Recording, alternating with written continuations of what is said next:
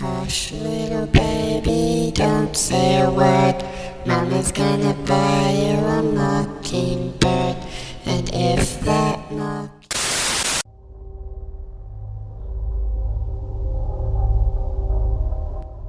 Mackenzie se espremeu entre a multidão para ir para frente, pedindo por silêncio e calma enquanto se aproximava da figura corcunda e derrotada de Herbert Solomon. Ele e alguns de seus escolhidos iriam libertar a cidade de Ettrick de uma vez por todas dessa abominação. Com um frasco de água benta na mão, acompanhado de vários homens enormes com espadas em punho, Mackenzie se aproximou lentamente, recitando versos da Bíblia.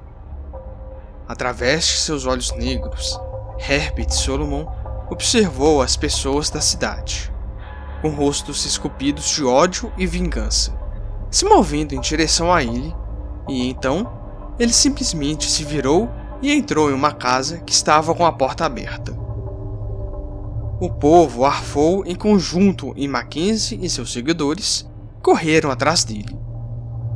A casa em que eles entraram estava silenciosa, e deitada no chão de madeira do corredor estava o corpo pálido de uma menina. O estalar das tábuas de madeira soaram enquanto vários homens procuravam entre os cômodos, desapontados por não encontrar nada. Então, um milagre aconteceu.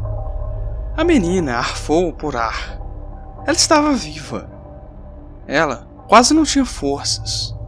Tudo que conseguia sussurrar eram duas palavras: embaixo. No porão de casa, Mackenzie deu de cara com uma cena sombria e horrenda. O chão estava coberto de sangue e o corpo de um homem morto estava deitado de barriga para baixo. Acorrentadas nas paredes daquele lugar horroroso estavam as crianças que tinham sido sequestradas. Elas estavam parcialmente drogadas, desnutridas e traumatizadas, mas estavam vivas. A cidade se alegrou com a notícia. As famílias foram reunidas de novo e as vidas voltavam ao normal. A névoa que acompanhara o inverno rigoroso ia lentamente indo embora, e tudo parecia bem. Quando recuperaram suas forças, as crianças começaram a contar o que havia acontecido. Cada um deles tinha sido sequestrado por um homem chamado Tom. Ele era pai da primeira menina que havia desaparecido e parecia que tinha sido ele mesmo que a matara. Ninguém sabia ao certo, mas muitos já conheciam o mau humor dele e que mais de uma vez havia batido na pobre Alana. Consumido pela culpa e pela dor, Tom começou a sequestrar as outras crianças e trancá-las no seu porão.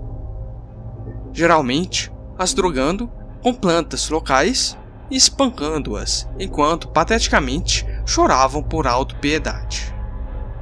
No dia em que as crianças foram encontradas, Tom tinha entrado bêbado no porão carregando uma faca e uma corda.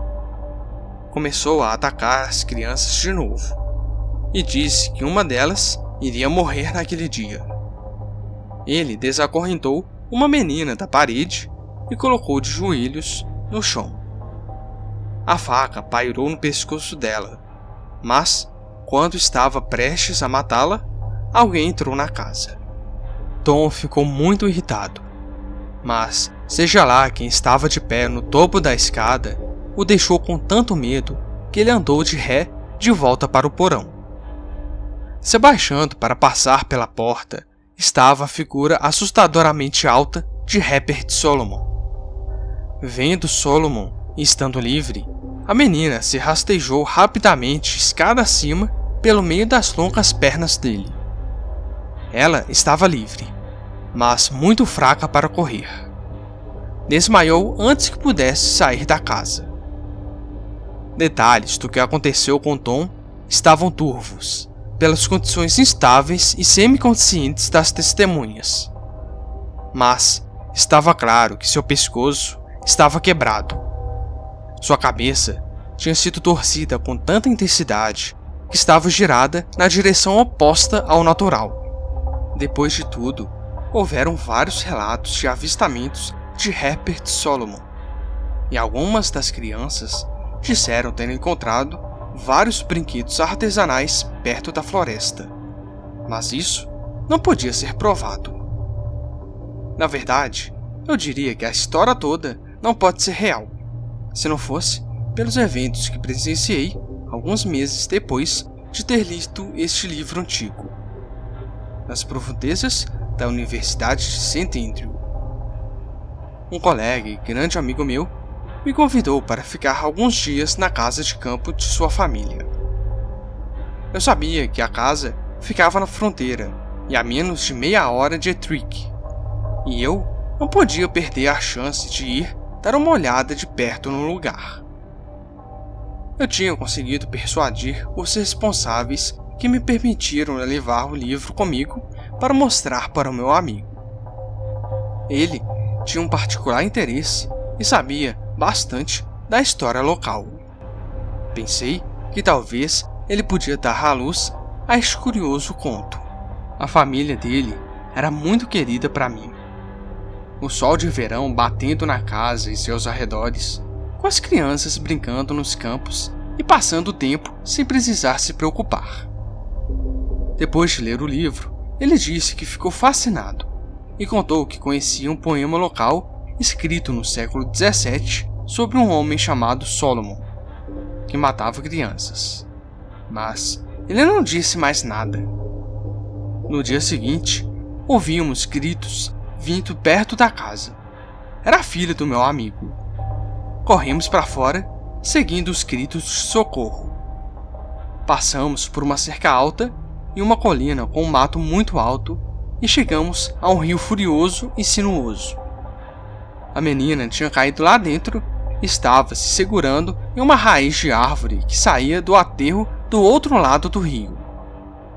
A raiz estava molhada e meu amigo deu um grito de agonia quando a menina se soltou, sendo arrastada pela correnteza na direção de uma grande formação de pedras pontiagudas que se projetavam para fora da água.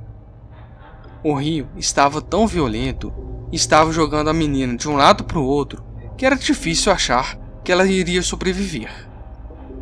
Preenchidos por um horror indescritível, achando que ela iria se afogar, chegamos até a beira do rio. Enquanto andávamos até a água turva, assistimos impotentes a pobre menina que estava prestes a colidir com as pedras. De repente, nossa atenção foi roubada pelos trejeitos de uma figura alta e magra do outro lado do rio, apressando-se para fora da floresta numa velocidade incrível.